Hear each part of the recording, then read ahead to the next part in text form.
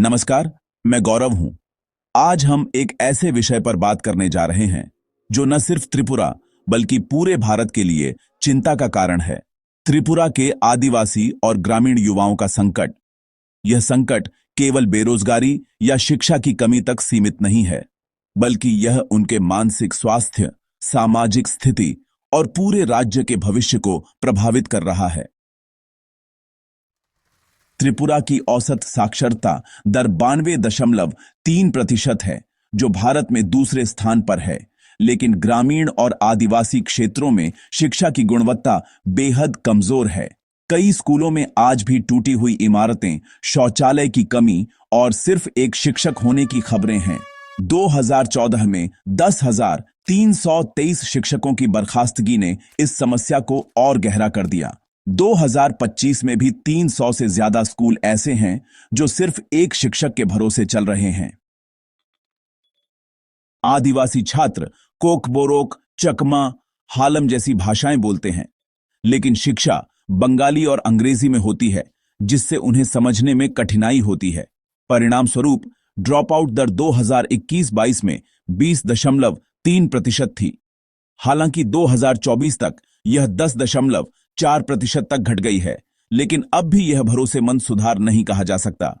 किताबें अब कोकबोरोक और चकमा में छप रही हैं, लेकिन उच्च शिक्षा तक यह पहुंच अभी भी सीमित है। कोरोना के बाद जब ऑनलाइन शिक्षा शुरू हुई, तो ग्रामीण त्रिपुरा बुरी तरह पीछे रह गया। 2023 तक भारत के ग्रामीण क्षेत्रों में इंटरनेट उपयोगकर्ता 488 मिलियन तक पहुंच गए थे, लेकिन त्रिपुरा के कई गांवों में आज भी इंटरनेट नेटवर्क बहुत कमजोर है। बच्चों को पढ़ाई के लिए सामुदायिक स्टडी रूम या घंटों का सफर करना पड़ता है। साल 2022 में त्रिपुरा की बेरोजगारी दर थी 17%, जो पूरे पूर्वोत्तर में सबसे ज्यादा थी। 2025 में यह घटकर 1.7% हो गई। लेकिन असली सवाल यही है, क्या युवाओं को उनकी पढ़ाई के अनुसार नौकरियां मिल रही हैं? आज के समय में तो स्नातकोत्तर छात्र भी ग्रुप डी की नौकरियों के लिए आवेदन कर रहे हैं। इसके पीछे वजह है कौशल विकास का अभाव और निजी क्षेत्र में अवसरों की कमी। नौकरी नहीं मिलने से युवाओं में तनाव, चिंता और अवसाद ये सब बहुत तेजी से बढ़ रहे हैं। 2024 की एक रिपोर्ट के अनुसार भारत में 54% बेरोजगार युवाओं को डिप्रेशन और 61% को एंग्जाइटी होती है। त्रिपुरा के ग्रामीण और आदिवासी क्षेत्रों में अब तक कोई भी मानसिक स्वास्थ्य केंद्र या काउंसलिंग सिस्टम, सच कहूं तो, प्रभावी नहीं बन पाया है। 2018 में बीजेपी ने अपने घोषणा पत्र में कहा था कि 10,323 शिक्षकों को मानवीय आधार पर बहाल किया जाएगा। 7वें वेतन आयोग को भी लागू करने का वादा किया गया था, लेकिन 2025 तक ये वादे पूरा नहीं हुए, जिससे युवाओं में राजनीतिक व्यवस्था के प्रति गहरा अविश्वास पैदा हुआ है।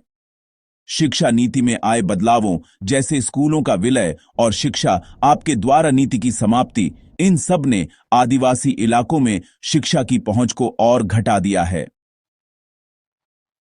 अब सवाल है, क्या किया जा सकता है? यहां कुछ व्यावहारिक और आवश्यक समाधान हैं। पहली बात, बर्खास्त शिक्षकों की बहाली या नई भर्तियां, खासकर आदिवासी क्षेत्रों के लिए। दूसरी, टीआरईएसपी और एकलव्य स्कूलों का विस्तार। तीसरी, कोकबोरोक और अन्य आदिवासी भाषाओं में किताबें और इन भाषाओं में प्रशिक्षित शिक्षक। चौथी, स्थानीय उद्योगों जैसे बांस शिल्प, कृषि, मछली पालन पर आधारित कौशल विकास प्रशिक्षण।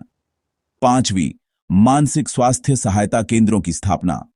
छठी, डिजिटल कनेक्टिविटी का विस्तार, खासकर भारतनेट और डिजिटल इंडिया योजना के तहत। सातवीं, राजनीतिक जवाबदेही, जहां घोषणा पत्र में किए वादों की नियमित सार्वजनिक समीक्षा हो। और आठवीं, शिक्षा आपके द्वार नीति को दोबारा लागू करना, ताकि हर गांव में एक स्कूल उपलब्ध हो।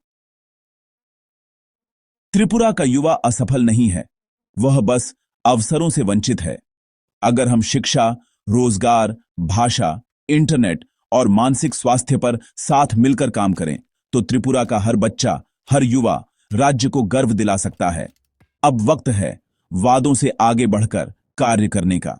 मैं हूं गौरव और मेरा मानना है कि त्रिपुरा का भविष्य उसके युवा ही तय करेंगे। धन्यवाद।